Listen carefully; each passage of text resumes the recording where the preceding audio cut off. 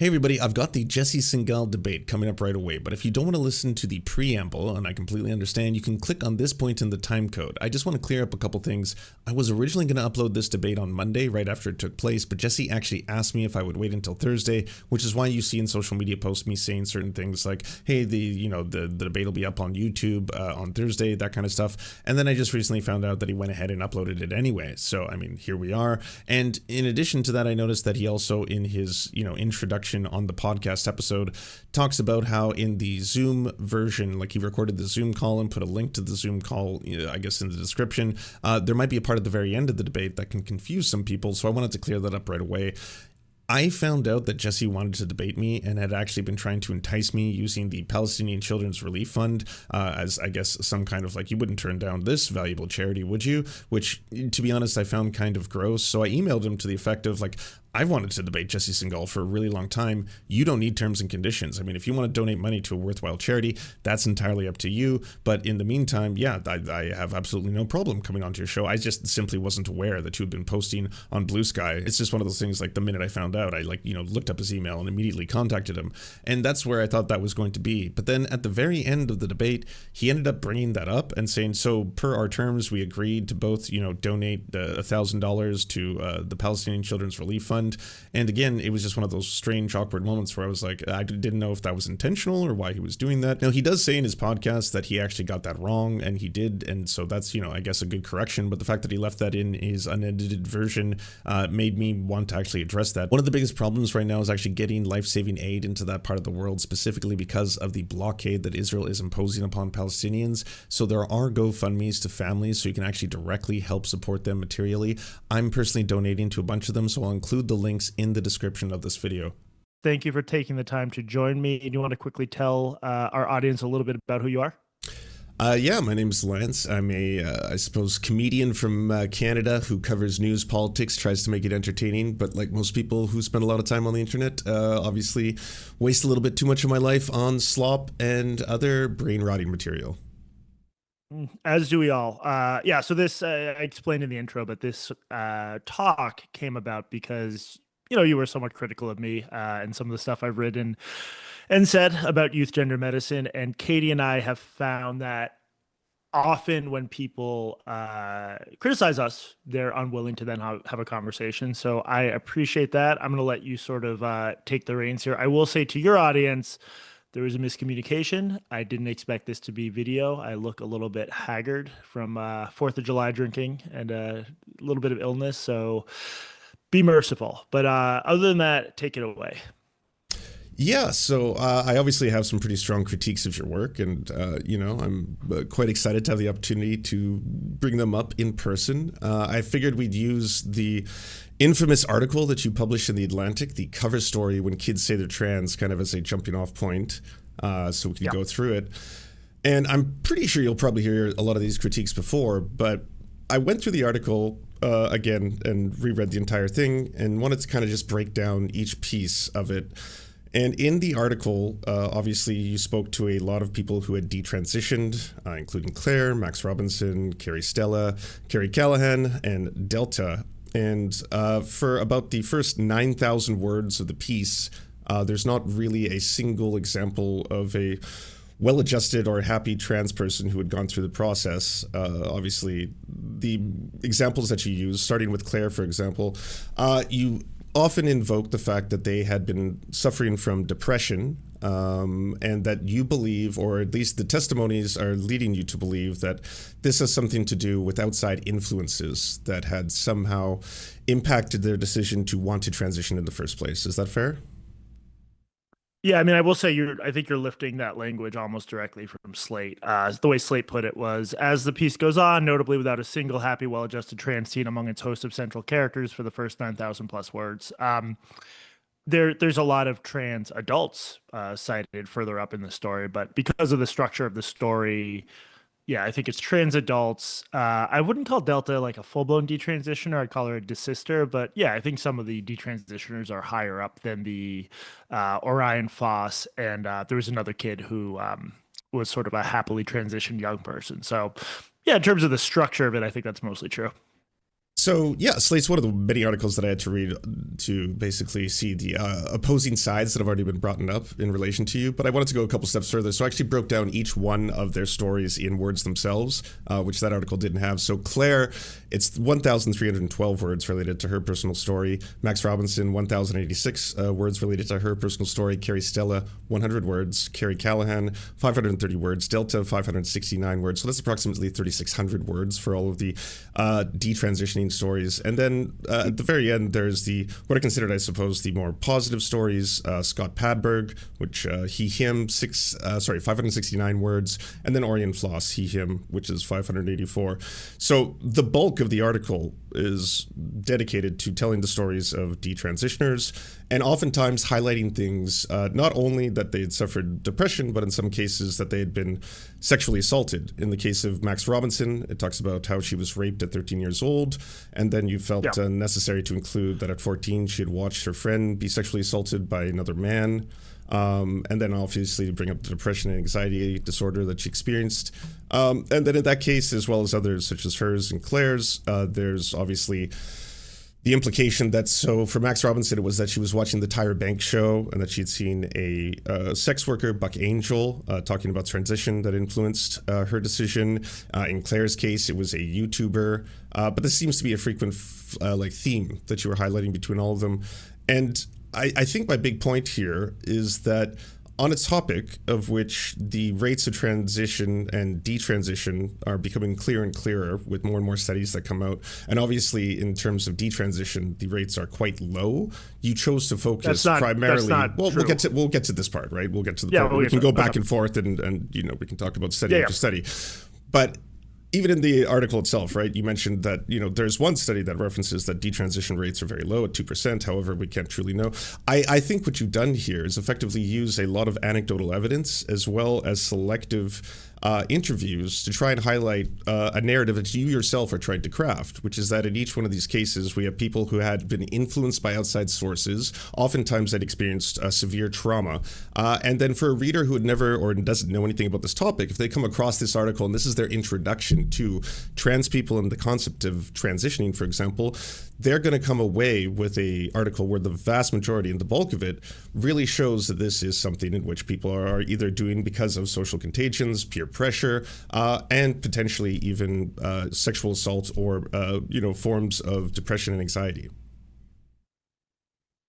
Yeah, I mean, there's sort of a 700 or 800 word bit at the top of the story above all the stuff you're talking about, or most of it, that talks about transition working and how there's been a long history of trans people not having access to it. So I guess I just question who would read the story and come away confused about my stance on whether some people should have access to this medicine. I think in some cases I was a little bit. Say again? That wasn't my assertion. I said that you're crafting a narrative here for a first person or a first time reader on this topic who's going to walk away thinking that the majority of people who undergo transitioning eventually do detransition because the bulk of this is concentrating on, again. But how would they come to that conclusion if I don't say that? Oh, because so as a journalist, and this is why I think that you are particularly crafty in what you do, it's not simply that you need to report on facts. I think that should be just the bare minimum, right? That you should be able to report factually on things that actually occur.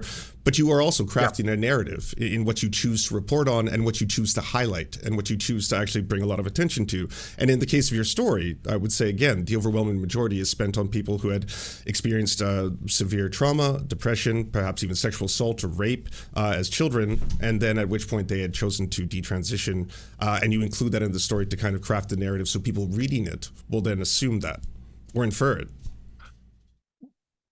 I think what I want people, what I was trying to get at with the article is that this is complicated, and when you're talking about young people and physical transition, especially permanent things like hormones, and I would argue puberty blockers shouldn't be considered reversible like they have been for a while. I think I might have even called them reversible in that. I don't think that's accurate anymore. I think it's complicated, and there's a big difference between a kid who has felt gender dysphoric their whole life and then is approaching puberty. I think a kid like that should be handled really differently from a kid like Max Robinson, where it comes on after a trauma. And what I've had trouble getting a straight answer from critics is it seems unlikely to me that you think gender identity exists in this sort of separate realm where it's totally separate, or totally detached from someone's peer influence, from cultural influence, from trauma.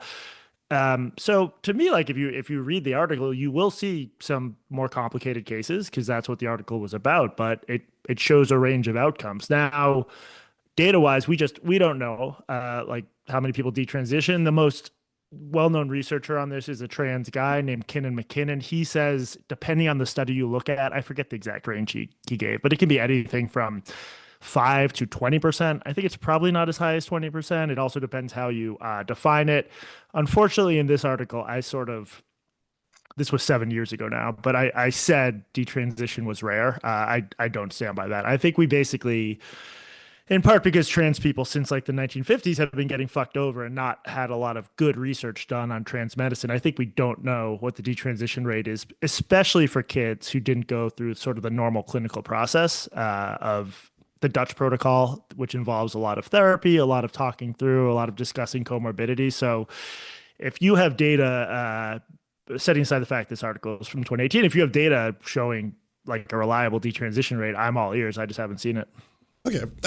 If you don't mind, can we get to that after this part? Because I wanted to kind of compartmentalize each one of these. So if we're still speaking about these. Okay, I'm happy to, but let me just make one minor complaint, which is like if your whole thing is like I'm disproportionately focusing on X rather than Y, and my answer is, well, we don't know how X common is. You can understand, but I totally agree with you, and I think that's a fair thing for me to have to disprove. So I've got a breadth of studies that I eventually wanted to start talking about and unpacking piece by piece. Yep. But then we move away from this topic, and you actually asked the question that could you also ask that question a little bit later as well, because I want to answer it firsthand. Because anytime you're like, I haven't seen a single one of my critics capable of answering or responding to this, I think that it's important to actually unpack those. But maybe it would be easier if we had a baseline of something we can both agree with, so that I could actually try and see where the point of contention is. Would you agree with the assertion that, for example, homosexuals, gay people, were stigmatized heavily as being potential predators and pedophiles as a way of trying to they still are. There's been a resurgence of that, yeah. And do you agree that the majority of sexual offenders are cis heterosexual men? Are cis heterosexual men? Yes, probably. The majority of sexual offenders. That's the majority of people, because most offenders are male and most males are cis. Yeah, I would imagine. Yeah. Okay, so granted that, if I wrote an article in which I was interviewing the victims of sexual assault, and I focused primarily on the victims of sexual assault who had been assaulted by homosexuals, even though they were telling their stories, this actually happened, and it was 100% factually true, do you understand then that I would be crafting a narrative that would further stigmatize homosexuals because I was focusing primarily, even though they were the minority of the offenders, I was crafting a narrative that when people read that story, they would read the personal testimonies of multiple people who had been assaulted and then walk away from that perhaps more frightened, contributing then to the stigmatization of gay people. So just to make the analogy fit, in this hypothetical article, you'd also interview people who are sexually assaulted by cis men. Well, we're not doing cis or trans here. I'm doing heterosexual or homosexual. But yes, I would interview, say, 6 people who had been sexually assaulted by homosexuals, and then 1 person who had been sexually assaulted by a heterosexual. I mean, if your article was just about sexual assault and how common it is, I would find that odd. I think this analogy fails for a number of reasons. One of which is this is a pretty new medical protocol that's been around since 2008-ish, or Dutch did it a little bit earlier, and we don't know much about it. So I think if you're writing about a new thing where you don't know the base rates, I guess I'm just confused as to what in my Atlantic article you would find to be stigmatizing of trans people. Like what is a quote in my article that you think cast aspersions on trans people, the trans experience? But just to be clear, you would agree that if I did that, that was demonstrating that I, as the person who was writing the article, the journalist in this case, was distinctly trying to push a narrative and in order to fearmonger towards homosexuals, that there are higher rates. I would disproportionately be crafting a narrative that isn't true in doing so. Just in my personal example. I'm not talking about your article. Just to finish that analogy. Well, yeah, but you're trying to draw an analogy. I disagree with the analogy, but sure. Yeah, I'll get that. Yeah. Okay. Well, again, you're asking a question that I've already answered because I think if you write an article in which the bulk of the article talks about the negative experiences that that cis people have experienced, especially detransitioners who went through the process, anyone who walks away from reading that article where the vast majority of the words are spent interviewing people who had negative experiences are going to think that the overwhelming amount of trans people who undergo Well, but transitioning that's not the experience vast a negative majority of effect. the words.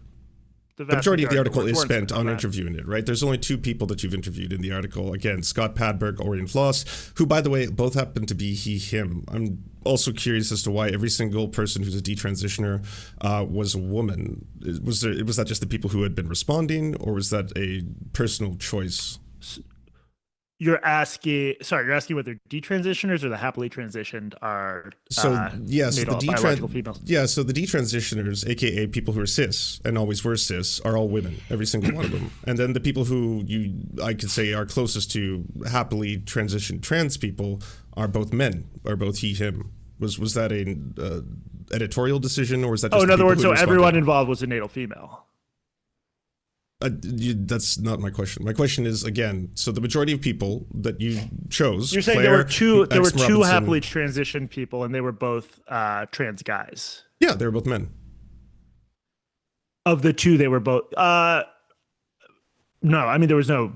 I mean that's just like who the best stories were. There's also, if you go to a youth gender clinic today, 70 to 80% of the people at that clinic for youth services will be natal female. So it makes sense that's who you would find if you look for some kids to talk to. So it wasn't a decision on your part. It was simply how this worked out. How it shook out. Yeah. Okay, understanding. Did you get to pick the photos that were used, out of curiosity? The pictures? Did you have any editorializing on that?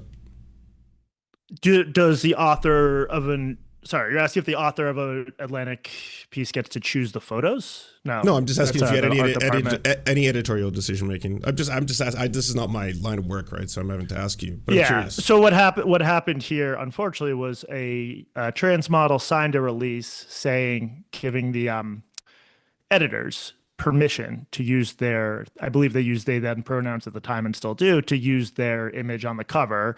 Then after the article came out and they were unhappy about it, they said that they had been lied to somehow, which I've never quite understood, because to me, if I sign a release saying you can use my photo in this, but if there's more to that story, you can let me know. But that a lot of people were complaining about that. I feel like that was unfair to the art department, who just like followed the rules completely and got a release from the model. But I don't know. I don't have anything to do with that decision because I'm a freelancer and a writer, not a photographer.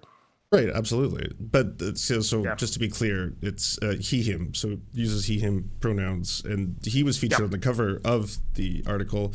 Do you not think it was unfair to him that, the way that the article used his photo and then said, your child says she's trans, she wants hormones and surgery, she's 13, that effectively not only misgendered him, but then outed him as being trans to his family through the process, something that's extremely dangerous for anyone who's LGBTQ+. Do you think that if a trans person is in the closet and doesn't want to be outed, they should participate in a photo shoot about trans people?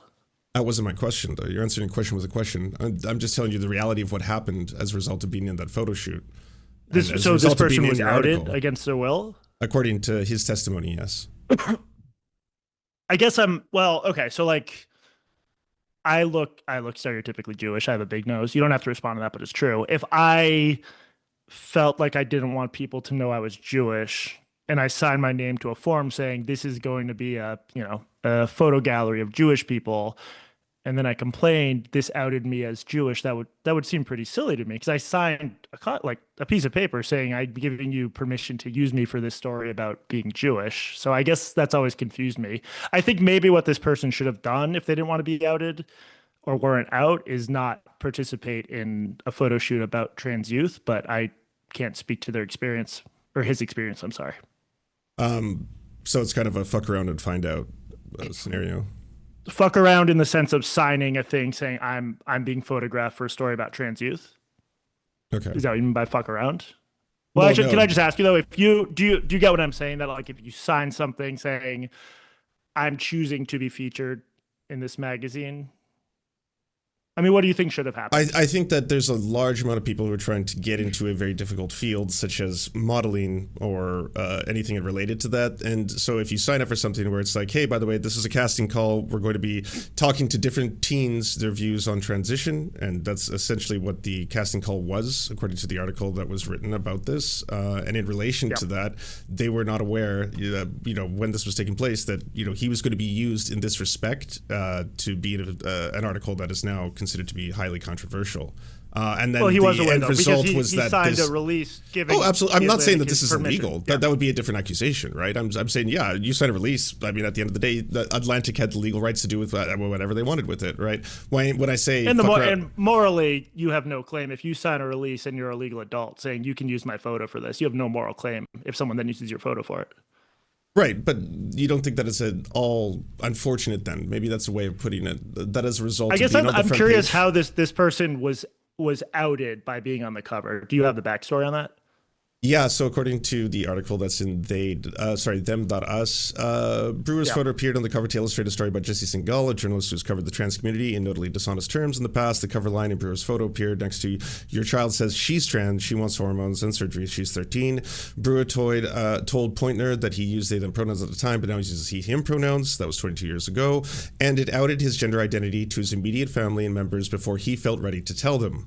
He didn't know much about the story that his photo would be used to illustrate. He'd originally responded to an open casting call by photographer so-and-so, who was working for the New Yorker and the New York Times, for a photo shoot on an article about gender dysphoria that was debating different views on teens wanting to transition. Sorry, current pronouns is he or they, he, right? He, him, yeah. Okay, so he signed a form saying, I'm participating in a photo shoot about teens seeking to transition, right? Yeah. Okay.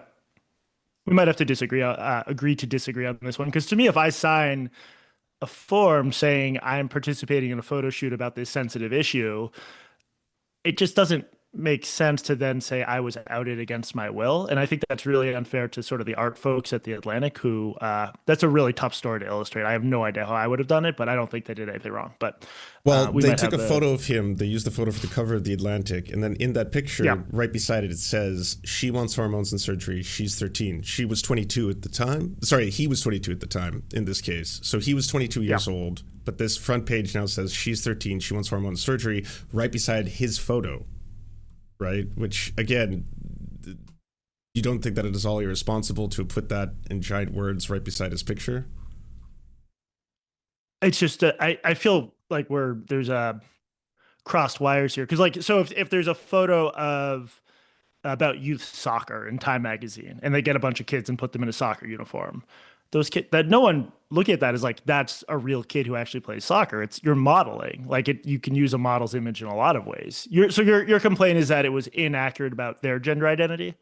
Yeah, absolutely. I mean, well, first off, I think like anyone looking at this cover again, especially if you're not familiar with this topic, and you see his face, and then you see the words, misgendering him, and saying that he's 13 years old. This implication is probably for some part of the story. One of the other people that you interviewed, because this person, he's not even featured in your article, right? But in so doing, that's part of the aspect that I think is also disingenuous. Oftentimes a magazine cover will speak and sort of that's the kind of scenario the story's about. What do you do if your kid wants to go on hormones or get surgery? Right. So and again, this is something that you have nothing to do with. You didn't pick the words that would appear on the cover of the Atlantic. That was their own editorial decision. But it's just something that you also don't feel morally conflicted about because he had agreed to it. I feel pissed off because it's fine if this person was unhappy with their decision to participate in the photo shoot, that's fine. I felt like the Atlantic got a little bit of a raw deal because they didn't do anything wrong, and I still haven't heard from you what they did wrong. I think the first thing that they did wrong was put in giant bold letters that he is a 13-year-old, he is a she. And that again, anyone who's seen this cover, for example, if you were the family members of his family, obviously, I suppose, according to him, saw this cover, recognized him, and then was like, whoa, that, at the time he was going by they, them, but now, based on this cover, it says that you're a 13-year-old who wants hormones and surgery. And it turns out that he, in fact, was trans and has undergone, gender affirming care. But that was information that his family was not privy to. So your defense of that is just that he shouldn't have done the photo shoot in the first place then, if that was... Well, sorry, what information was his family not privy to? The fact that he was trans. But he signed a release to be I'm sorry, I feel bad. Like, he signed a release saying, I'm going to be in a photo shoot about trans kids. Right. Right. So in that sense, it's on you, right? Like you made that decision. That's what a photo release is. The reason to sign a photo release is to say, I'm letting my photo out into the world. I think I got the sense he was unhappy with the article, which he has every right to be, but well, I guess if you want to ask for an extreme comparison, if there was a photo shoot of, say, me, and they used my photo, and it was in an interview where I was discussing, say, how much I hate white supremacists or white supremacism, and they used my picture on the cover, and then all of a sudden there was a quote beside it, and it was like, the leading white supremacists in Canada, but my picture was right there, and I'm in the article speaking out against that, I would say that was a disingenuous way of using my photo, even though I'd signed a release form, even though I'd agreed to be a part of this photo shoot. They were manipulating the way my picture is now being perceived by the public. I think your argument would be right if they had listed the model's name and if it wasn't like such an abstracted photo illustration. In your example, they're using you, Lance, like an actual but I will say, like, we should talk more about stuff I've actually written. But I'm happy to defend the Atlantic's decisions on this week. Yeah, I can move on then. So I wanted to talk about the newer studies that have come out, because you said you've not heard of any studies that actually show that the rates of children who actually desist are low. This is something sorry. Are we talking desistence or detransition? Well, we can talk about both. We can talk about satisfaction rates for children who transition, and at which point how they feel and how much satisfaction they have, and how many of them actually choose to detransition. But this is something in which the overwhelming amount of data that has come out internationally from study after study on this topic shows very, very, very, very low rates of detransitioning, to the point where for someone to infer that they could be high or low, like. This is, again, not my area of expertise. This is something that you've written way more about than I have. But, have you pulled up the levels of satisfaction and regret after gender affirming care in adolescents? 2024, U.S. study, which showed 97% continued access to gender affirming care, and their satisfaction rate was 6.5 out of 7 on an average of 6 to 10 years after transition. Sure. So the problem here is there's also a study based on like U.S. military healthcare records where I forget the exact number. I'll include links to all these studies in our show notes. 25% had discontinued a few years later. And MacKinnon's point, this is this researcher who studies this stuff, is that depending on how you ask the question, you get a lot of different answers. And a lot of the studies saying a 1 or 2 or 3% regret rate only count kids who come back to the clinic and say, I transitioned, here I am.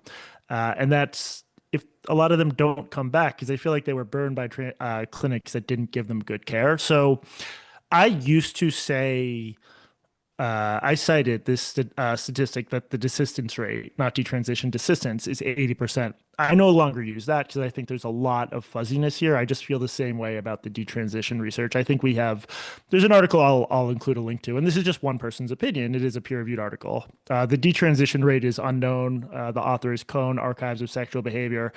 That's my view, is the detransition rate is unknown. Because if I have 100 patients who come through my clinic, and 2 years later, I reach out to them and I get in touch with 50 of them, and they're all happy. That's not a 0% detransition rate. It's an I don't know detransition rate because I've lost track of 50 of them or 50% of them. Do you get what I'm saying? Like, if you don't know what happened, I get what you're saying, but you immediately just took a peer-reviewed study that I was referencing, and this is a recent one. This one was from 2024 and discounted it just out of the gates and said, yeah, the truth is that, hey, by the way, there's another study that shows, if we interview military personnel, that this is just not the case. That's one of, again, many studies that you can pull up. There's Well, re-identification with but we're birth making the registered same sex point. in These are Western each Australian pediatric studies gender offering- clinic cohort. This was an Australian study of 552 patients. They showed 1% of trans youth re-identified with their sex assigned at birth, 4% re-identified during mental health assessments period or earlier did not proceed with gender affirming care. There's also a more nuanced story. The Pediatric Gender Affirming Healthcare is associated with satisfaction and confidence from 2024. This one, once again, 88% expressed satisfaction, 86.7% felt confident out of 141 on hormones. Only one person, sorry, I want to finish saying this because I think it's important for your audience. Only one person, 0.7%, regretted both hormone therapy and surgery. Now, for longitudinal studies, which is something that I know you've often asked about as well, there's the gender identity 5 years after social transition. This one was 2022 in the US, which included 317 youth, 208 trans girls, 109 trans boys, and I think this is one of the ones that you personally critiqued. But 94% maintained their gender identity without regret. 3.5 became non-binary, and only 2.5 reverted back to being cis. And of all these studies, the reason that is often given for people who do detransition, or even in desistance cases, is social stigma, the social stigma that's applied to this. Now, I think one of the problems you have when people want to go back and forth on the data, and even if it's someone like me who wants to, exclusively refer to peer-reviewed studies only, is that you can look at meta-analysis of the studies. You can look at, pooling of the studies, right? Like there's the regret after gender affirmation study, the systematic review. That one analyzes 27 studies. You mean the one in the journal of, it analyzed how many? This one analyzes 27 studies, pooling 7,928 trans patients internationally. And so of that study, the majority of them are on adults. Hey, I feel bad, but I'm not the talking over me. Let me just, because I'm very familiar with these studies. So the one you just mentioned, sure. They doubled their sample size through an error. Their sample size was 50% high. Let me pull up the actual. This is Bustos et al., right? Hold on. Yeah, regret after gender affirmation surgery, a systematic review and meta-analysis of prevalence. Yes, it's Bustos. This was a study, I've written about it. Sure. I forget the exact, they basically doubled their sample size because they did not correctly transfer the data from the studies they were looking at into their meta-analysis. And to this day, there's this team, I think it's one psychiatrist in Australia and a few researchers in London or thereabouts who've been trying to get them to correct the numerous errors with it. Now, even if I've written about this study in particular, even if you accepted their claims at face value, the overall loss to follow-up rate was 40%. So there's two things here. If this was a great meta-analysis, we would still not know what happened to 40% of the participants, but they just won't correct their errors. There's sort of a long paper trail. And unfortunately, I found this before I got into the gender stuff, I wrote a whole book about other sort of popular science ideas where there was very little accountability and researchers don't correct their errors. And it's just, science is in a bad place right now. It isn't just youth gender medicine, but I would just make 2 points. One of which is this is the single most viral study on the regret question, despite having all sorts of uncorrected errors. And if the overall loss to follow-up rate is 40%, that means you don't know. So the Australian study you just mentioned, you probably don't, I don't think, what's the loss to follow-up rate? Do you know that? Is this the one in which, so there's this a is difference the one you brought between up from the Australian clinic? Yeah, so in that case, when you're saying there's a loss of 40% of the people who return to ask the questions, right? That doesn't mean that you can classify them as desisters or detransitioners or simply... No. What I'm saying is loss to follow-up just means you don't know. I don't know how many of them detransitioned or desisted. But the point is, if you've lost 40% of your sample, and in the Australian one you brought up as a 2024 one, do you know what the loss to follow-up rate in that one is? No, I don't have the data. Okay. And so again, this is you're talking about the 2024 re-identification with birth registered sex in Western Australian pediatric gender clinic cohort. It's the one you mentioned as an example of how. Yeah, the one that you're invoking that I invoked, that would be the one from 2024. So okay. I would just say it's probably important to know what the loss to follow-up rate is. Now, I think the Dutch have probably done the best job. They have a couple of studies where people who go through this pretty intensive diagnostic process where I think trans activists think it's too harsh, but it's if you have a lot of other mental health comorbidities, they don't let you transition. I think they've done a couple studies where loss to follow-up isn't too high. And if you go through this strict process, yeah, the outcomes appear to be pretty good. But I don't know how things are going in Canada. In the US, we have a totally different protocol where a lot of clinics are not doing a lot of gatekeeping. And I guess that's what worries me because I don't think there would be much of a story here if, like, in every case of a young person getting hormones or surgeries or blockers, there'd been an extensive assessment period. But we know from Reuters reporting, from a little bit of my reporting, that that's not the norm. So that's what I'm worried about, and that's why I think like it's important to dig into these regret studies and say, if if you have kids coming through your clinic and you're giving them major medical treatments, and then 40% of them disappear, and I'm 40%, it's usually lower than that, but 30%, and you can't follow up with them, how can you say it's a successful treatment or that they're happy? You don't know that. So that's why I say the detransition rate, in my view, is unknown. I would not say it's super high, which some gender critical activists do, just because like the detransition subreddit is getting bigger. That doesn't tell us it's high. I have no confidence it's low because every time I've looked at a study that seems to say it's low, it has what to me are pretty major problems. So speaking about the United States, again, yeah, I think you are very good at pulling apart, the small specific parts about, individual studies and going the back and forth. Have you mentioned that conclusively every major medical association in the United States agrees upon gender affirming care, that it's a valid form of healthcare, and that it should be acceptable for doctors to use? And the same applies to Canada. Every major medical association in Canada strongly supports gender affirming care, including access to puberty blockers and hormones. Well, I mean, first of all, that's not true because the American Academy of Pediatrics is doing a new systematic review.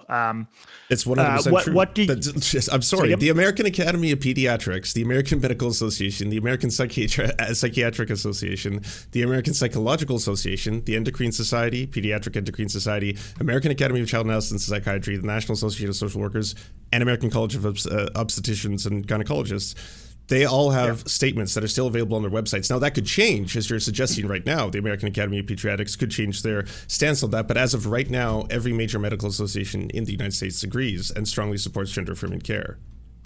They don't strongly support it. So they all use different language. Some of them will say, like, in the case of well-assessed youth or something like that. In the case of the AAP, they put out a 2018 policy statement where this one guy, Jason Rafferty, he wrote it. And usually when you have a statement from a medical group, you want it to be like the statement of the whole group, right? Not just one guy or like a committee. So this was an unusual case where one guy wrote it. It says at the bottom, this is his responsibility and his responsibility alone. And it's a strange statement that I think has a lot of inaccuracies.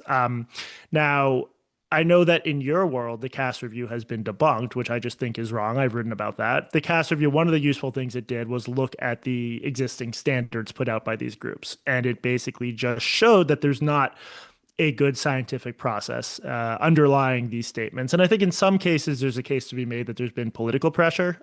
In the case of WPATH, we know from documents that fell out of these court cases that there was political pressure. So I guess I think you're too trusting of the medical establishment because like they're not purely scientific groups. Like some of the American Medical Association and groups like it have been against Medicare for all. They've been in favor of these ridiculous laws that make it hard for like Indian doctors to come over here and practice. So they're not right about everything. Like I'm guessing you are for Medicare for all, right? I think you've changed the topic like 3 times in one sentence. I think you're trying to just deviate away from the fact that every single medical association in the United States agrees upon this. You can start to poke holes in that by saying that their statement isn't as strong as you feel it is, but that is just a universal fact. Right now, as of our recording, that every single medical association, major medical association in the United States agrees upon this. Now, if you want to talk about the CAS review, if you want to talk about the CAS review, we can eventually get to that because, again, I want to talk about this in terms of like, I'm not an expert on this. I'm not a scientist, right? Yeah. So I have to actually look this stuff up. But this is universal as well within Canada. If you're not aware, the Canadian Pediatric Society, the Canadian Medical Association, the Canadian Psychological Association, and the Canadian Psychiatric Association all agree that, again, they support gender affirming care, including the use of puberty blockers and hormones for youth. That's the totality of the major medical associations that would determine whether or not this should be safe for children to do. So let's stick to the Canadian ones, which you're probably more familiar with. When you say they support it, do they support it like an informed consent model or lengthy assessment? What exactly are they in favor of? So I wrote down a little paragraph on each one of their endorsements. So the Canadian Pediatric Society recommends gender-affirming care, including puberty blockers and hormone therapy, under informed consent models. The Canadian Medical Association endorses access to gender-affirming care and opposes bans for political interference. The Canadian Psychological Association supports affirming care and mental health support for trans youth. And the Canadian Psychiatric Association affirms that gender-affirming care is evidence-based and medically appropriate. So the first one you mentioned, is that informed consent for young people or for adults? Yes, informed consent model. For who? Adults or young people? Both. Both. Okay. So that means like if a 13-year-old comes into a clinic and wants hormones, they should just get hormones. No, not at all. If they sign the consent, if they sign the consent form. You've spoken about the DSM-5 before, right? You're aware of how the system itself works. No, informed consent. The whole point of informed consent is there's not gatekeeping. That's what informed consent is. If you're told the risks and benefits of this treatment, you can consent to it. You can fill out a form. Right. But in the case of you saying that, like, you could just walk into a door and walk out with puberty blockers, that's not how someone would be diagnosed with gender dysphoria. But under the informed consent model, it doesn't matter what their diagnosis is. The point is, informed consent. Absolutely, it does. Sorry, how do you think the DSM-5 works? Do you think that people simply walk into the clinic and they say, I like girls, but I want to dress up like a boy, and then they're like, okay, here's hormones? Do you know what informed consent means? But no, now you're backtracking. Again, this. Well, just tell me, yes or no. Do you know what informed consent means? Jesse. Specifically, when it comes to how they actually walk into these clinics that are treated, neither of us are doctors, right? So in what world does that work? Do you know what informed consent means? Because this is important to the point I'm trying to make. We've already defined informed consent.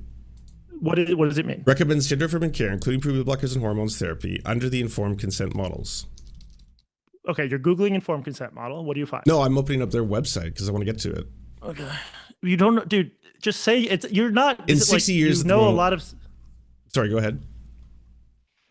I think you don't know what informed consent means, and that's causing a roadblock in the conversation. Under an informed consent model for youth, if that's what this group supports, a 13-year-old, if they're informed of the costs of the potential harms and benefits of the treatment, a 13-year-old can go on hormones right away. That's what informed consent means in the context of transgender healthcare.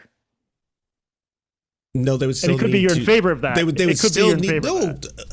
Jesse, they would still need to actually be determined. Sorry, a doctor would still need to be determining whether or not that individual actually, in fact, has the 5 of the 7 no, that's qualifications. Gatekeeping. The whole point of informed consent is it was a response to gatekeeping, because for decades, trans adults felt like doctors were poking and prodding them and asking personal questions. Informed consent was an alternative to that, where the doctor says, here's what the hormones will do. Here are the potential downsides. Right. Sign this form and we'll give them to you. So that's why informed consent clinics are so popular, including at some of our Planned Parenthoods in the States.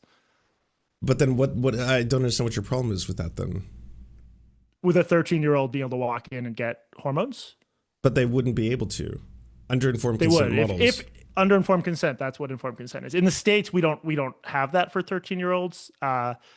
You're saying, unless you're misunderstanding the statement, you're saying like for youth, informed consent would mean that. Yeah. So I'm going to look this up to get their website. Yeah, sure.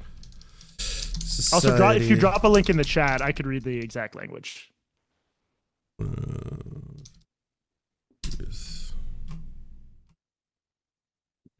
So I guess my bigger question would be then, if every single one, again, because neither of us are doctors, but if every major medical association in both organizations agrees upon this. I've been trying to answer your question, dude. You said every major medical association supports it, and my point is clearly, you wouldn't follow what a medical association says blindly, and you just said one of the medical associations is in favor of informed consent for youth. Mm-hmm. So you're against what they say. You don't believe in informed consent for youth on this issue. CPS emphasizes that very young people develop different race. Decisions should be based on cognitive material, not chronological age. Use consent to gender-affirming care. Gender-affirming approach recognizes interventions that may be social, psychological, or medical. They say that puberty blockers are considered safe and used when appropriately within a caption of proto-psychological care. Decision-making in medical treatments include puberty blockers. Hormones should be private dialogue amongst youth, their providers, and their families. Yeah. So this should be a private dialogue between youth, their providers, and their families according to their model. Yeah, I'll send you this So just to practice of find a healthcare. point of disagreement. That is exactly what I agree with. Whether or not you can find, like, yes, like I've told you before, this is not my area of expertise. This is something I believe should be between, again, families, doctors, their healthcare providers. I think what you and me do, essentially, you being a journalist, me being someone who disseminates the news in an entertaining way for people to watch online, what the two of us are effectively doing is we are crafting narratives. And then one of the things that you are doing when you say that you are going to be in opposition to the majority of the scientific consensus on this, because the majority of the scientific consensus seems to agree on these facts, is that ultimately... But that's also not true, because we haven't even got into like the actual systematic reviews in places like Sweden, Norway, Finland, UK, like all of Europe has gone in a different direction. Now, I'm not saying we should favor one over, I mean, this would get very in the weeds. I'm not trying to get us in the weeds. At the very least, you have to admit that like over in Europe, in some pretty good healthcare systems, they've gotten much more conservative on these treatments. They have concerns, and those concerns are probably not made up by internet trolls, I would think. No, I think that they are more politically motivated than they are scientifically motivated. I think that there's clearly a broad consensus amongst the scientific community on this topic, and then there are obviously going to be individual studies or people who try to poke holes in it, using, again, rhetorical tricks, trying to, find out whether or not you understand, this as a simple definition. But, like, I agree that, like... Well, so you're saying that, so your view is the American Medical Association, the American Academy of Pediatrics, they offer non-politicized guidance, whereas the government of Finland or the government of Norway, those are too politicized to trust. That's the basic argument. It's not an argument. I don't know enough about what is going on in Finland specifically, so I don't think I'd be able to speak on it, right? So, I mean, like, okay, how about this? Like, you as a person, how many articles have you written on gender affirming care and trans people, do you think, in totality? I mean, I've gotten more into it since after the firestorm in my Atlantic article. I had like a little bit of we need a better term than red pill, because it didn't make me conservative. It didn't make me in favor of the bans, but I got obsessed with these studies in a way I did for my first book, which is on non-gender stuff, where like you read about something where there's a scientific consensus and you read study after study and you're just like, these are bad studies. And to me, it's like pretty... So I in my first book, I wrote about something called power posing, which is when you stand like this with your arms out, and it supposedly makes you a better and more effective negotiator. And the research is pretty bad. It's like, so what? What's the harm of that? To me, if there's bad research about 14 and 15-year-olds with a lot of mental health comorbidities, going on hormones or getting surgery in some cases, that's higher stakes. And I think I got annoyed at the extent to which people were, in my view, being pretty misleading about this subject. Now, I will say I'm working on a book about this. After the book comes out, I would definitely like to move on, because this is a toxic subject. But yeah, at this point, I've written a lot on it because I think it's an interesting subject where there aren't a lot of left of center journalists covering it in what I think is a respectful way, although I know you disagree with that. Yeah, but do you have like a number? I'm just curious, because like I found, the one article in the Atlantic, I found 7 in the New York Meg, 3 in Medium, 2 opinion pieces in the New York Times, 3 articles in Unheard, 3 articles for Dispatch, 1 article for Spectator, and then so New York Magazine, you're including like my interview with Laura Jane Grace against the bathroom bills? You're including anything I've written that? I mean, whatever. Yeah, I'm just saying on the topic. I'm not saying whether or not the coverage. I'm just saying that you've probably written like 60 to 70 pieces on this, right? Including random newsletter articles. It's probably dozens by this point, yeah. Okay. Then I guess for a topic that you've concentrated so much on, how many people yearly in the United States are receiving, youth are receiving puberty blockers or things like top surgery?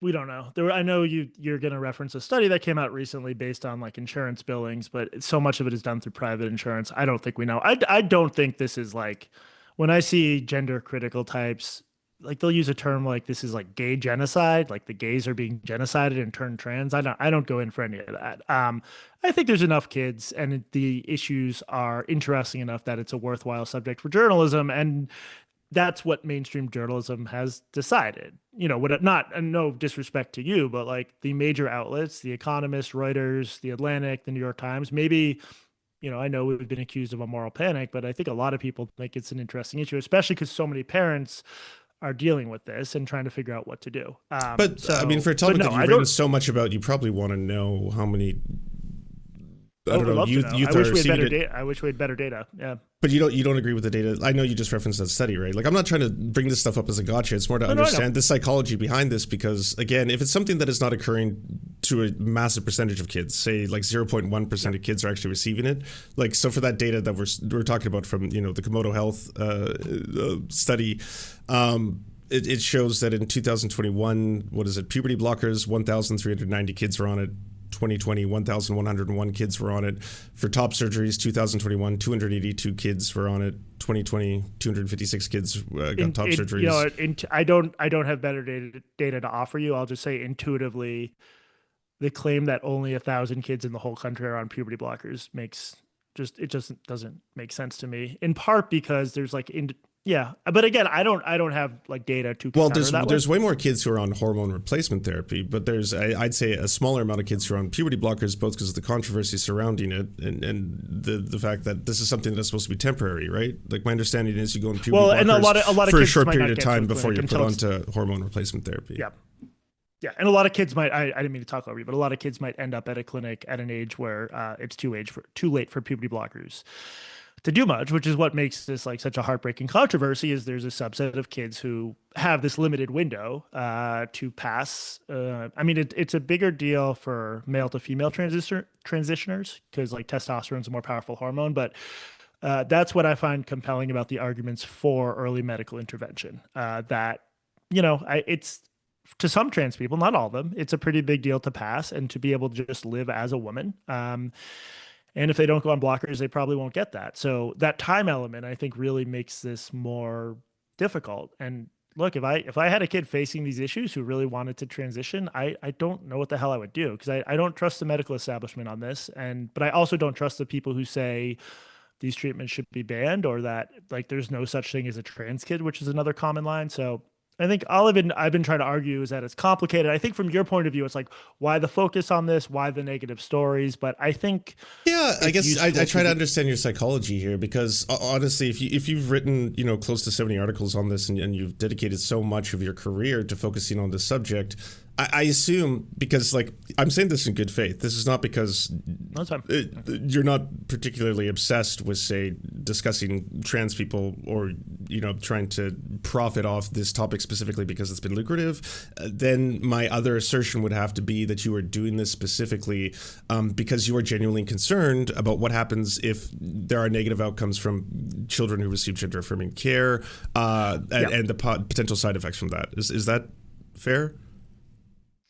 I think so. I think I'm also just like drawn to controversy. So again, some of the subjects in my book, it was like the implicit association test, power posing, this Army PTSD program that in the States we spent like $300 million on. For all of those, you could say how many people does this affect in the grand scheme of things. And I'd say not every journalist writes, like, what's the most pressing issue right now is probably what's going on in the Democratic Republic of the Congo. We're not talking about that. Or like there's all these hotspots, there's all this stuff we know nothing about. That's just not really how journalists decide what to cover, in part because when we find a niche, now you mentioned profiting off it. I think the kinds of study critiques I do are very dry and boring, but useful. And I think the profit maximizing way to go about this is to just be transphobic, to go the sort of libs of TikTok route or the OK groomer route. And I think it's really important to point out that this is a medical controversy. And if I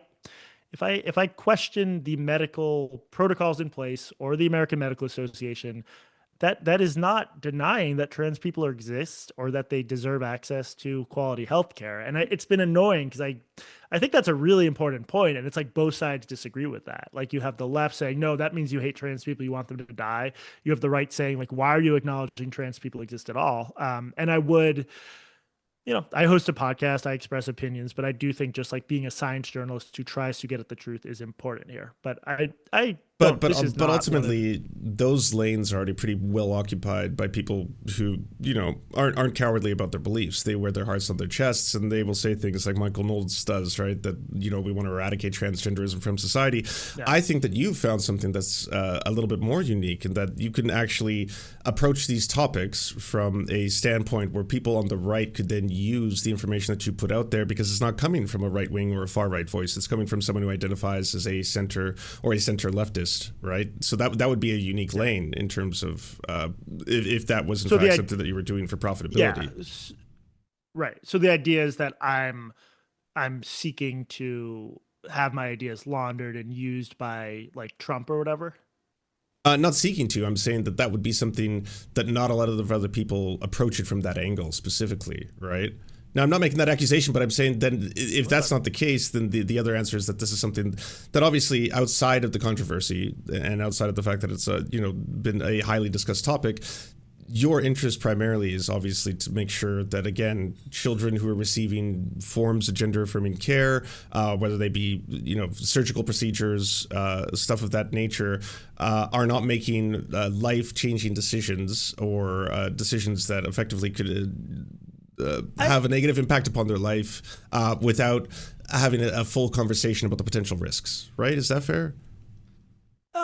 ish. I don't look at it that way. I look at it as like I want people to have the best, most accurate information available, especially parents. I don't really think of my work as like this will prevent bad outcomes because I think there's so much other information out there. I But okay, so your concern is less about the children and more on the parents of the children, then, so that the parents have access to information on, again, potentially. well, so in the States it is in most cases it's the parents making the decision, which gets hairy in its own way. I mean, I don't know. I think it's interesting. I do, like I said, I'm wearing a little bit thin on it because it's a tough thing to write about, and I think people would be surprised how many very angry emails I get from the right.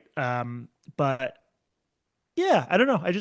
I stand by most of my work. I think there's some stuff I got wrong, especially early on, like the 80% desistance. It's just I didn't understand the full complexity of that literature. And in the Atlantic, I think I was too deferential to some trans rights organizations, and journalists always need to be careful about that. But yeah, I think I don't know. I think I'm okay with what I'm doing. Can I ask then why it is that you've never tackled like cosmetic surgery of youth in the U.S.? Oh, you like a what? Like a 14-year-old getting a boob job? Well, yeah, because I wanted to look that up just out of curiosity. Like the stats Yeah. on that in 2020, there was like 229,740 cosmetic procedures on teenagers, including 3,233 breast augmentations. It seems to be something in which it's happening at a much larger and more frequent rate in the U.S. in terms of teenagers getting, surgeries and forms of gender affirming care that effectively could have negative outcomes. And sometimes do Wait, have very. sorry, a girl getting a boob job you're calling as gender affirming care? Yeah, I'd say philosophically, obviously, I agree with you. Probably, or sorry, not probably. It's not medically the same as having gender dysphoria and then I trying to know. get treated for gender dysphoria as a trans person. I'm not saying that at all. Yeah. What I am saying though, that is Why philosophically. also why haven't I mean to me that's such like it's such a no-brainer that's a bad idea for a girl. Now, I don't. I would want to dig into those stats and know how many of those are purely cosmetic. I think in some cases, like cosmetic overlaps with functional stuff, and there might be something wrong. Oh But yeah, purely, there's breast reduction surgeries that are being done for medical reasons sure. to both men and women, right? But no, I guess that this is gets a massive yeah. thing in the United States. Like there's articles I could pull from 2011 that had 8,000 women aged 13 to 19 were undergoing breast augmentation, and that's something that's like it's not even FDA approved. You're not supposed to get breast implants if you're under 18 years old. So it's something that people are having to do off label and are being done on very, very large scales and rates. And it's not something that is Yeah. in any way talked about in the same way the discussion surrounding trans people is and the focus on trans Well, people is.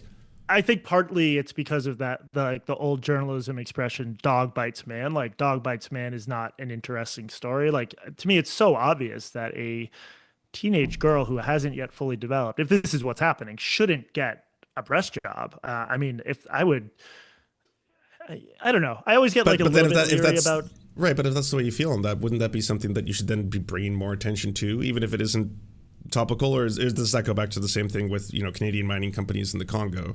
It's not something you think would get the well, it's same like so traction.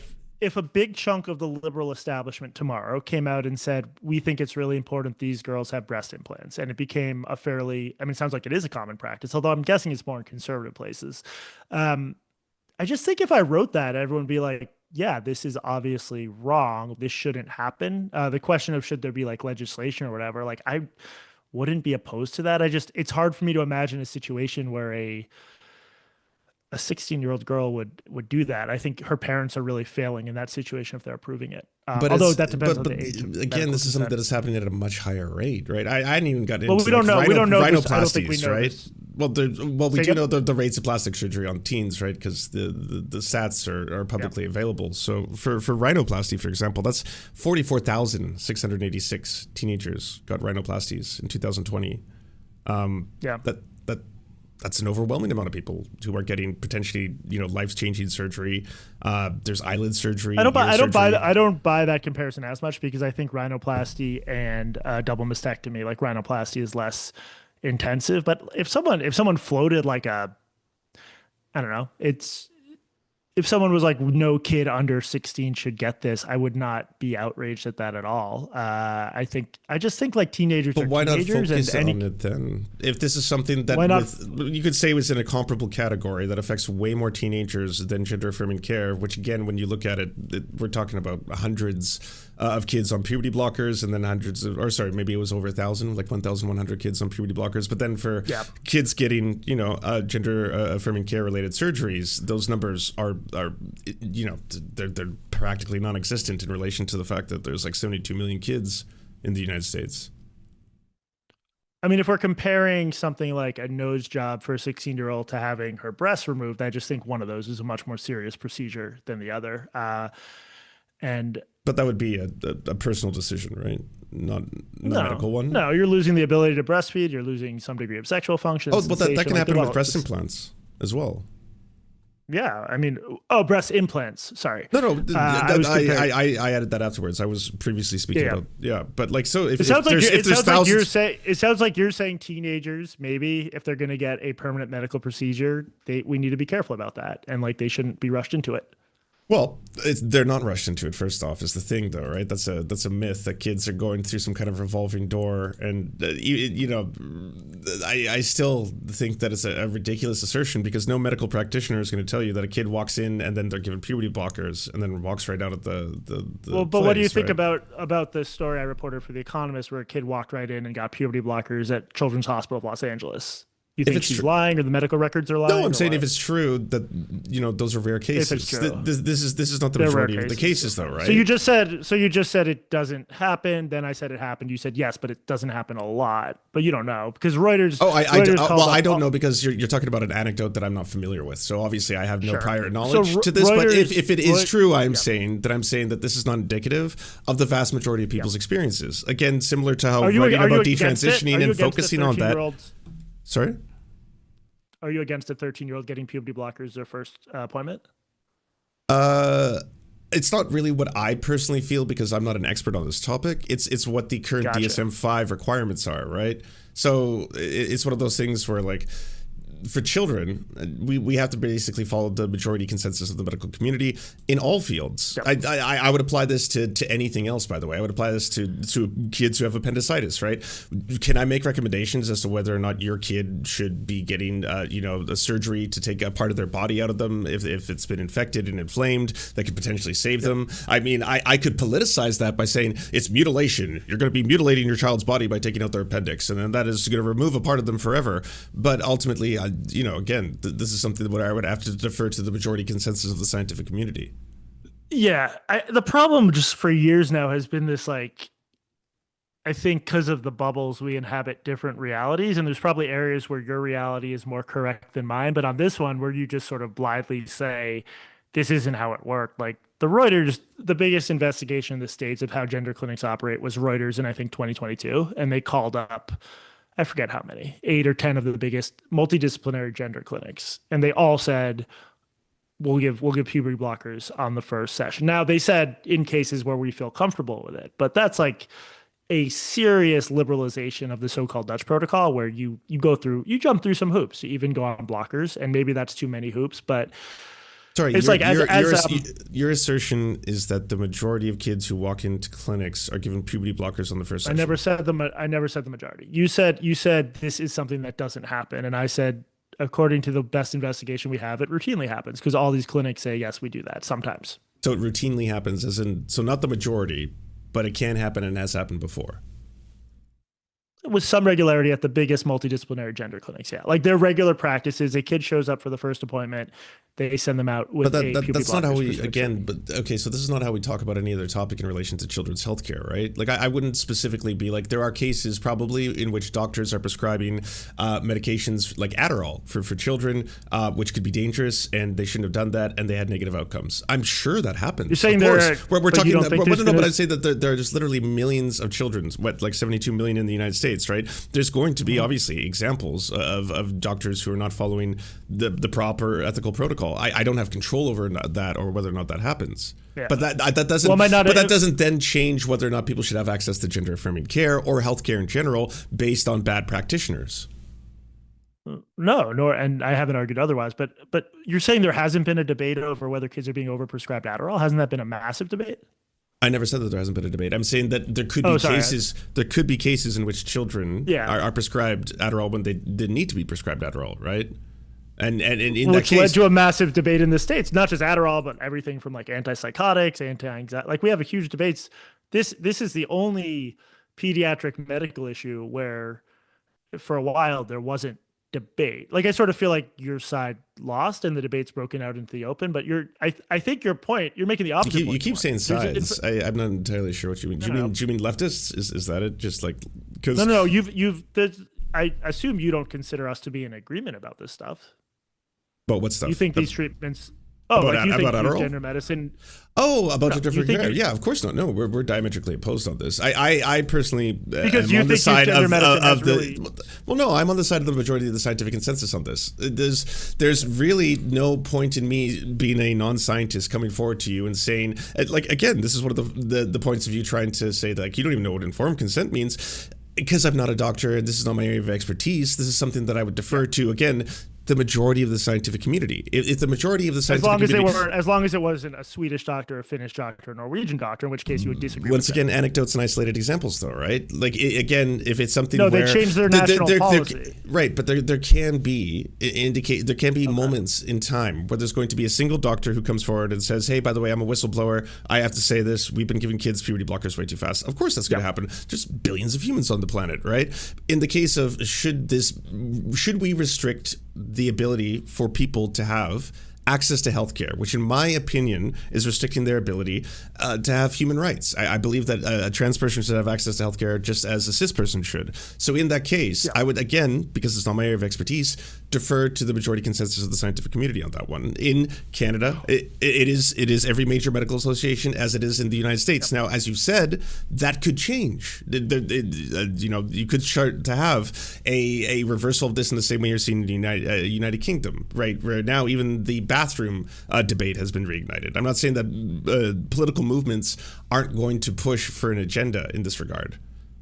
Yeah, I guess I just don't understand when you exhibit deference to the experts and when you don't, because it sounds like it's sort of a continentally based. So like North American experts, whatever they say, you believe. European experts, no, not so much.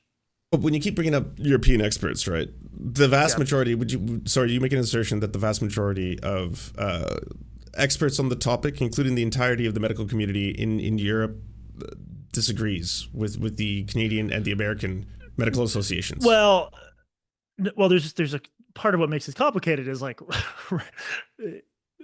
American healthcare sucks and is politicized. So right now, the position of the American government and the healthcare experts in it is that these treatments are bad. We can set that aside. My point is Finland, Sweden, Norway, the UK all did what in other situations would be considered like normal review processes, pretty in-depth. And none of them came to the conclusion like these treatments are horrible, but they all came to the conclusion that the evidence really sucks. And they all really made their policies in those countries more conservative. And when you say you don't trust their judgment, but you do trust the American Medical Association's judgment, I just don't get why. So I'm saying I trust the broad consensus of the scientific community, which as of now, again, recording this, still I don't see an overwhelming amount of the scientific community on this topic. I see isolated examples and politicized movements within a series of countries that you're now trying to use as a justification for saying, Gotcha. if it's happening there, it could happen here, or it will happen here. It's only a matter of time. And I'm not going to disagree with the fact that, especially under Trump and his current regime, that there's obviously going to be a pushback, and there already is, towards restricting the rights of access to healthcare for children. What they require is, again, people to cherry pick data and people to cherry pick examples or to cherry pick studies, and then use those as a justification for, again, doing political action against a persecuted a minority group, in the same way that this was happening to, say, gay people prior to trans people. And one of the reasons why I think, again, what you do is particularly insidious is because you are giving them the ability to say that this is not just coming from the right. There are authors, say, like Jesse Singal, who are capable of demonstrating that, hey, there are cracks in the so-called general consensus. There are opportunities for people to find disagreements. Your problem is with a journalist saying there's cracks in a consensus because you're so confident that consensus is correct. Basically, that's what you're saying, or no, more just just asking questions of it all, right? Like why can't we just ask questions? To me, I think if you had a genuine curiosity on this, unless you want to push a political agenda, then the breadth of information, including the overwhelming amount of studies on this topic, and yes, there are isolated studies that you can pull out. As you know, I've debated Tim Pool on this topic. I've spoken to other people. They always have this. The Swedish study actually disagrees with you. I can pull up this Dutch study that I think was misinterpreted. But if it's the overwhelming amount of studies, or the meta-analysis of studies, or the general consensus of the scientific community, still at this point, then that's not it's true. like but what you're saying you could pull up isolated true. examples of other countries where things are more draconian, right? Like Uganda. If I went to Uganda, there would be very, very harsh penalties for either being a homosexual or being a bisexual or being a pansexual. That to me is not going to be reflective of whether or not we should be advocating for people's healthcare here domestically in Canada. But I think we should obviously listen to the international community when it comes to their scientific conclusions on this topic. Okay, but you're just saying in these particular four cases of Finland, Norway, Sweden, the UK, these four happen to be politicized, so we can safely either disregard them or seriously discount them. I'm not disregarding them, but I'm saying but why are you using that as a way to discount your own country's scientific consensus on this? My own country's scientific consensus of this as of a few weeks ago is the HHS report, which is the whole point is this stuff gets politicized. That and was a Trump so okay, but you're not answering. Okay, so see, you just avoided the question right there, Jesse, because so the majority of the medical communities, every major medical association in the United States agrees on this topic, and yet you're like, well, no, we're moving in an opposite direction. Here's a report coming out. Is that the one that was commissioned or overseen by Robert F. Kennedy? Is that the same one? By his HHS, yeah. But I think you're missing did you my take point him here. as a serious person? Doesn't he believe that microplastics cause trans people? Like, doesn't he have a bunch of... RFK Jr. is a crank. The point I'm trying to get at here is... Then how is that a legitimate example of this? Like, how is that a valid thing to bring up? When I'm saying in your own country, the majority consensus is centered around this. When you say majority consensus, you're talking about a handful of statements that have been put out by different organizations. Those statements have actual content. It's not like a golden plate handed down by God. So what you do if you're a journalist or if you're a scientist is you read those statements and you evaluate them and you see if they make sense. And one thing you do is you see if the citations point to studies defending the claim being made. And the folks who have looked at that question of if these guidelines are good, these were the CAS folks, although it was technically an independent team separate from CAS. They don't think the guidelines are good. And I think what happens sometimes, and we've seen this happen in the past, is that doctors get very excited about a new treatment and they're trying to do the right thing. They're trying to help kids or save kids' lives or prevent suicides.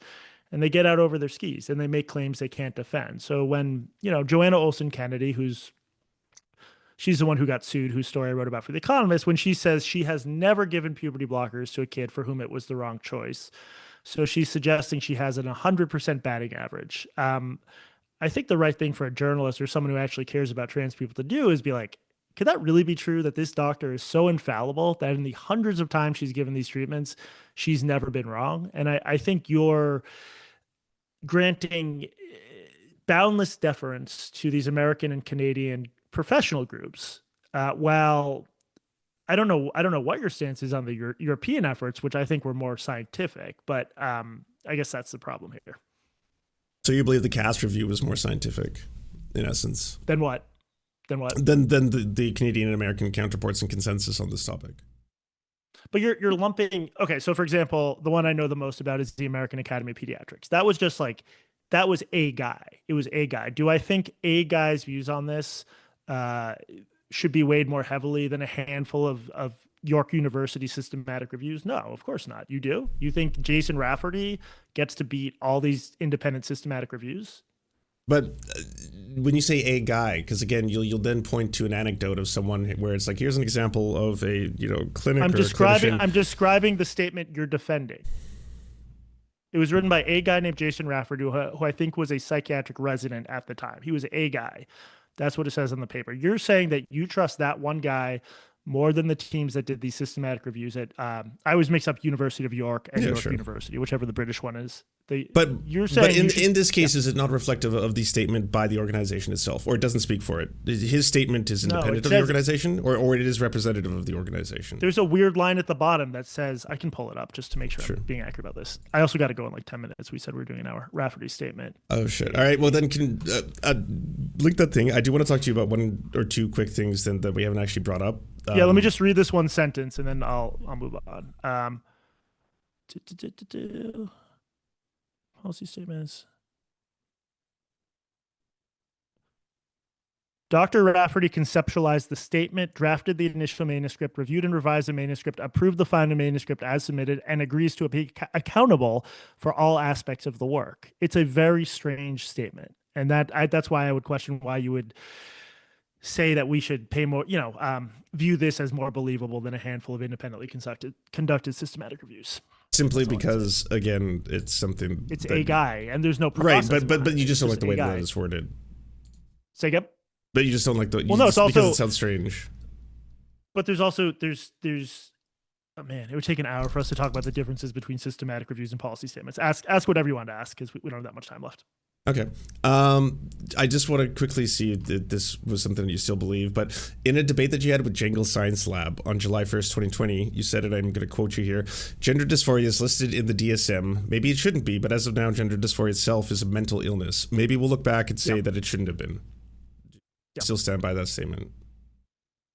Yeah, the DSM-5 lists gender dysphoria as a mental illness, yeah. They changed it from gender identity disorder to gender dysphoria, partly because that would make it sound less stigmatizing or whatever, but it's listed alongside all the now it's not listed as mental illness though. I mean, to do that is something that right wingers do. I think specifically to be able to, again, like you just mentioned, stigmatize trans people, but it's not listed as mental illness. That's a factually incorrect statement to make. It's not. And the DSM. So in the DSM-5, gender dysphoria is listed as a mental disorder that can arise as a result of extreme stress or distress that comes from one's own gender identity not lining up with what they were. You just said it's listed as a mental disorder. No. See, the wording here is very tricky and important. And so it can be diagnosed as a mental disorder, gender dysphoria specifically, and this is not done to stigmatize trans people. It specifically does not list trans people or non-binary people as having a mental illness. Sorry, hold on. Why is it stigmatizing to have a mental illness? It's stigmatizing to say that trans people, or being trans by definition, is itself just a mental illness. This is what right-wingers are consistently doing. Tim Pool has himself tweeted that out. But being trans is not the same as having gender dysphoria anyway. It's like, not. But that's why it's important. Yeah, but it's important to actually identify these things, whether or not they're correct. And again, it lists experiencing gender dysphoria as a mental disorder. So that's different than your statement. Both statements that you made so far. So I feel like you told me, do you stand by this? I said yes. And then you said, no, you're wrong. And then you read me something that just echoed back what I just said. I might need more caffeine, but you got to explain this to me. So you're saying it's so first off, it's not mental illness. It's a mental disorder, right? We're distinguishing between those two. And then secondly, it's not by definition, if you are trans or if you are non-binary, you have a mental disorder either, because that's not what the DSM. Yeah. No, I know, but that's what the implication of that sentence and you then doubling down on it means. You asked if gender dysphoria in the DSM. I didn't ask anything. I read you a quote of yourself that you had said out loud, and I said, do you still stand by that? Even though it's factually incorrect. It's factually incorrect that the DSM-5 has a condition called gender dysphoria. See, now you're changing the topic. It's factually I'm incorrect not. that they I list don't understand what you're that they asking. list it as a mental illness. That is Yeah. not correct.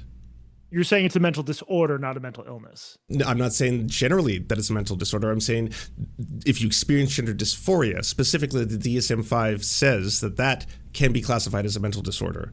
If you experience gender dysphoria, extreme distress Yep. and duress. Yeah.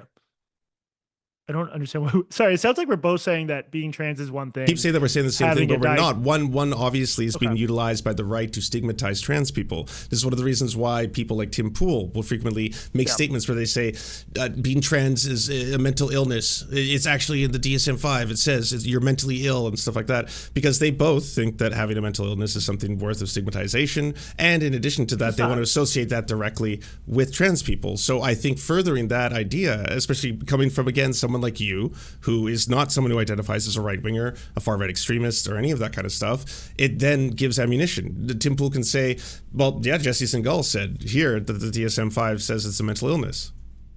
What do you think the DSM-5 says gender dysphoria is? Can we pull up the DSM-5 and just read the actual definitions? I'm extremely. You seem like a friendly guy interpersonally, but I'm very confused right now because I feel like you're yelling at me, and I don't.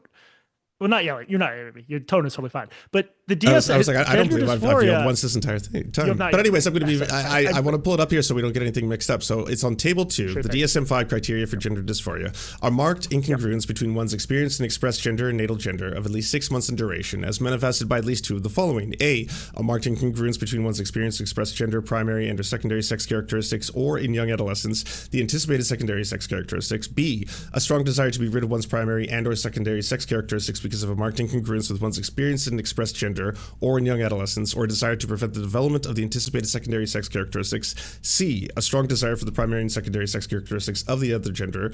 D, a strong desire to be the other gender or some affirmative gender different from one's designated gender. E, a strong desire to be treated as the other gender or some alternative gender difference from one's assigned gender. And then F, the final one, sorry, this is taking a long time, a strong conviction that one's typical feelings and reactions to other gender or some alternative gender differ from one's designated gender. So this condition is associated clinically significant distress or impairment in social, occupational, or other important areas of functioning. So what you just read, those are the criteria for what? For gender dysphoria. And what is gender dysphoria? Do you want me to reread the entire thing? The gender dysphoria Is is what they disorder determine. Again, gender dysphoria is what they determine. Okay, to be someone who is experiencing distress, duress as a result of having. No, I know, but what does it reflect that it's listed in the DSM-5? Like, what is if you DSM-5? experience gender dysphoria, then that is what is classified as a mental disorder. Because they're doing that not to stigmatize it, but in order to allow doctors for the ability for them to diagnose it properly, to be able to help you get medical attention. So you're saying that distinction is very important. And you keep going back to, I think we're saying the same thing. We're not. The term mental illness is never used at all in the DSM-5 in relation to trans people. And also, being trans or being non-binary is not itself a mental disorder. Experiencing gender dysphoria. Okay. Do you think gender dysphoria is listed in the DSM-5 as a mental disorder? Experiencing gender dysphoria is.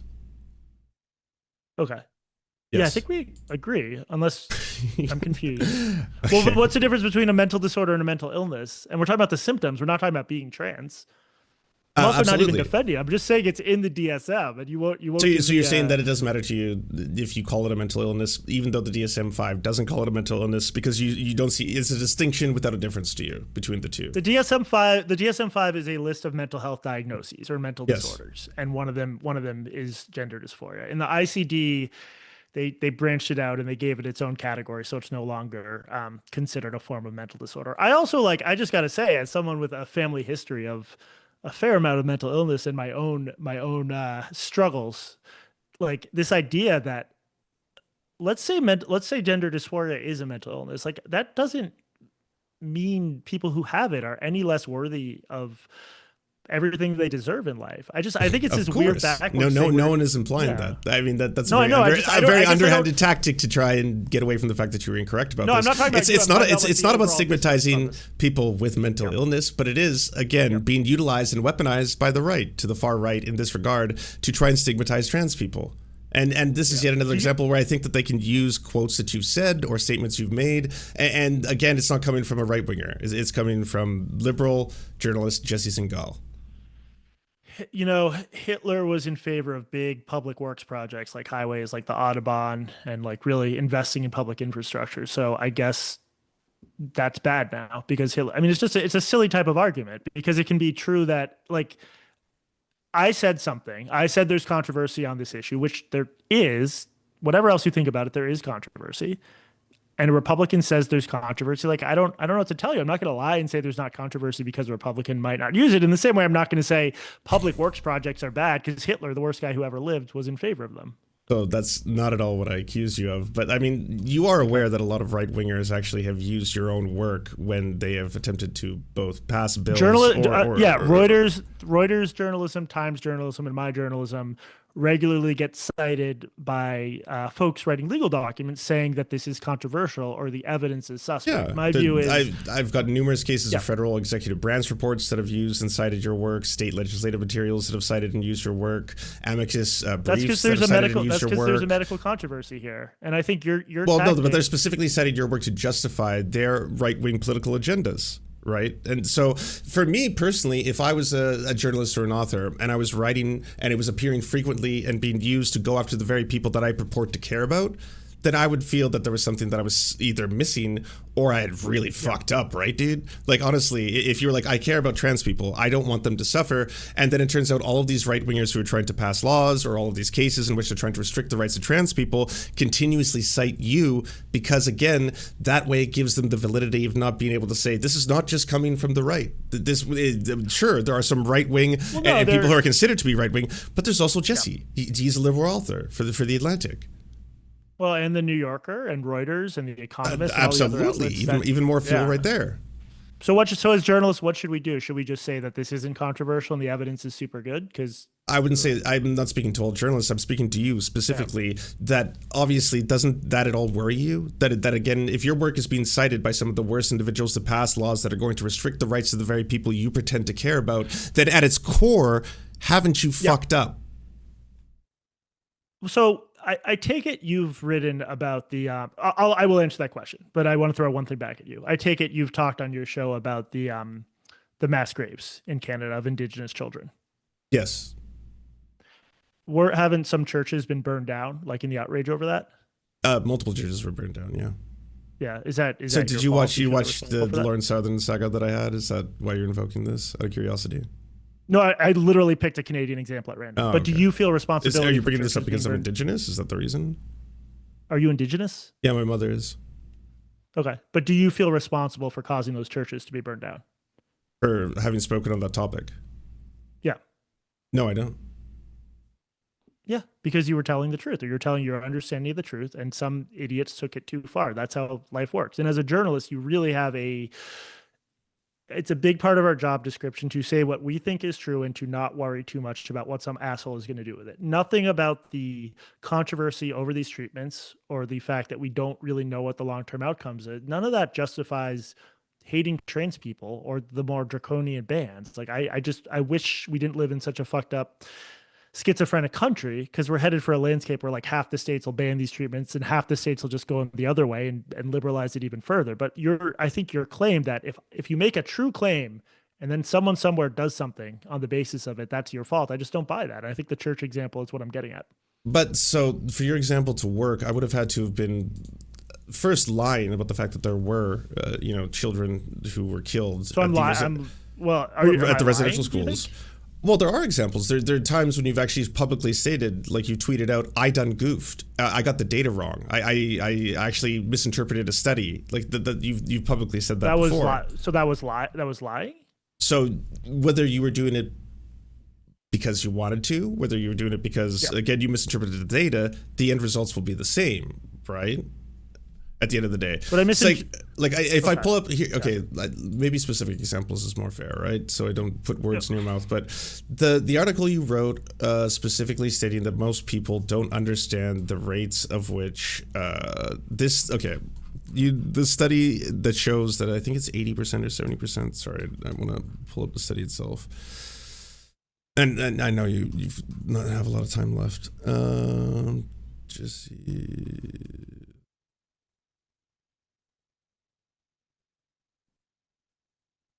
okay. The study that shows researchers found puberty blockers and hormones didn't improve trans kids' mental health at their clinic, and then they published a study claiming the opposite. So this is a critique of Tordorf et al. 2022, up on your Substack, correct? Yep. So in this study, and please correct me if I'm wrong, maybe I'm also misinterpreting the data, but I have the table in front of me. They have what is a baseline, a 3-month, a 6-month, and a 12-month category, where they're obviously interviewing adolescents who both are put on puberty blockers and gender-affirming hormones, and then adolescents who are put on none. And your assertion is that the difference between the moderate to severe depression, which in the baseline is 57%, and the 12-month period is 56%, shows little to no change, effectively, and that it's disingenuous for them to have said that the idea of using puberty blockers or gender-affirming care has benefits as a result, because it just shows such a small amount of change to their moderate to severe depression. Is that fair? Moderate to severe depression goes from, 59% to what? So there's 57% at the baseline, and then it goes in 12 months to 56%. And so that 1% change is really what I think in this article you've kind of grasped onto to say that this is a disingenuous article, a disingenuous study, because it's not really showing a marked improvement, right? Which, 57 to 56%, I'll grant you, does not seem like an overwhelmingly huge change after 12 months of being on puberty blockers and gender-affirming care. Yeah. So you're saying, what are you saying I'm lying about or misinterpreting? Well, you're misrepresenting what the study is supposed to indicate, because there's a baseline between people who are on puberty blockers and gender-affirming hormones, and then there's people who are on nothing. And that the people who are on nothing, that goes from 59% for moderate to severe depression to 83% after the 12 months. Moderate to severe depression, none at baseline is 59%. Then at none, there's 5 kids left. The sample's gone from 54 kids to 5 kids. Do you think? Right, and in both directions, the sample size is actually increased for the kids who are on puberty blockers. It goes from 4 to 32. Well, because kids shift over time, but can you you said 59% to 83%? I'll include this table in the show notes. Yeah, please.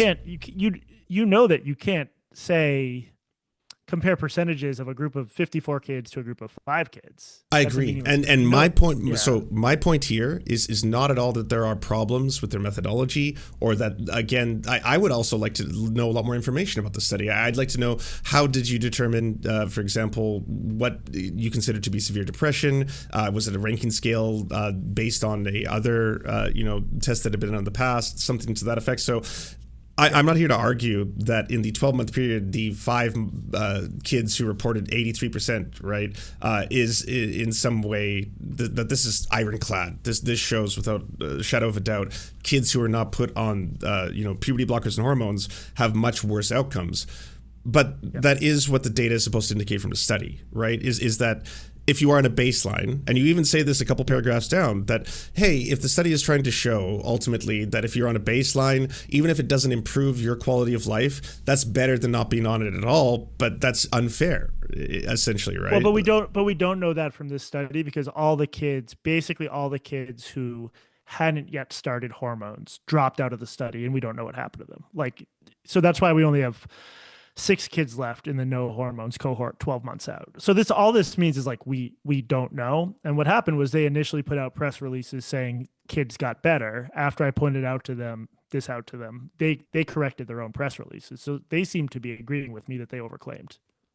So in this regard, this is not the way that you would treat the potential positive outcomes for other medications, right? There's a lot of other medications where the improvement rate, say for someone like put on SSRIs or antidepressants, may simply stabilize them. And then people who are not on a medication at all have much worse outcomes. That can absolutely be the case, right? Which is what I believe was the purpose behind this, as flawed as it could be. But to obfuscate that factor, to not point out that that is essentially a very strong comparison between the two in terms of the kids who are not on anything, for example, would have higher rates.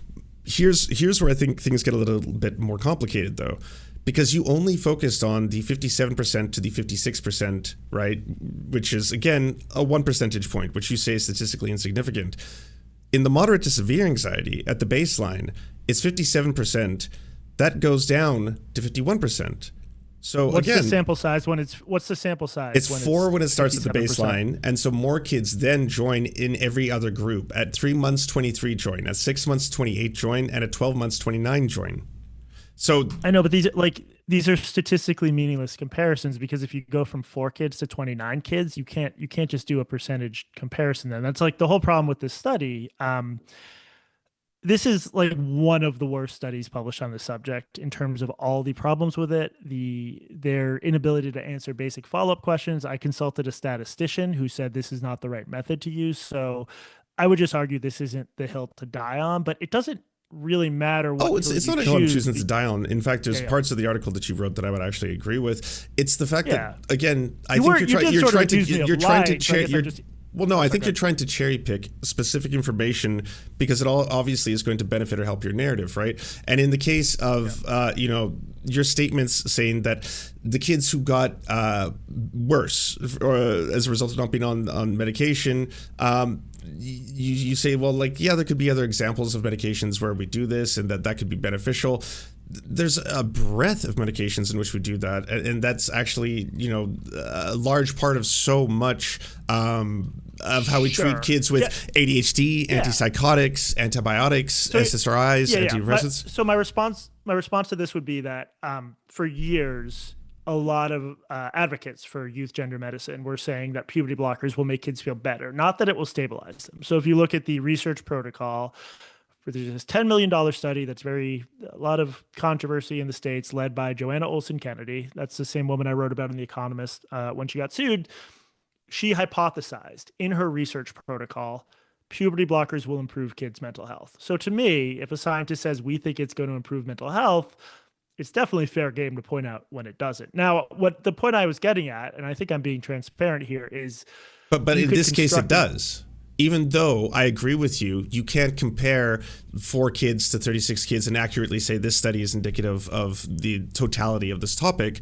But in this specific study, even flawed, it's incorrect to state that stabilizing a child rather than simply improving their quality of life, and then kids that are on nothing becoming decidedly, effectively way worse. But we don't know that happened, because the vast majority of the kids. So that's what you should be pointing out. Not that it invalidates the very concept of being on puberty blockers or gender affirming hormones itself could potentially make kids not spiral into more depression or not spiral into more suicidality, because that would be a benefit then, right? Wouldn't you agree if that was the case between those two?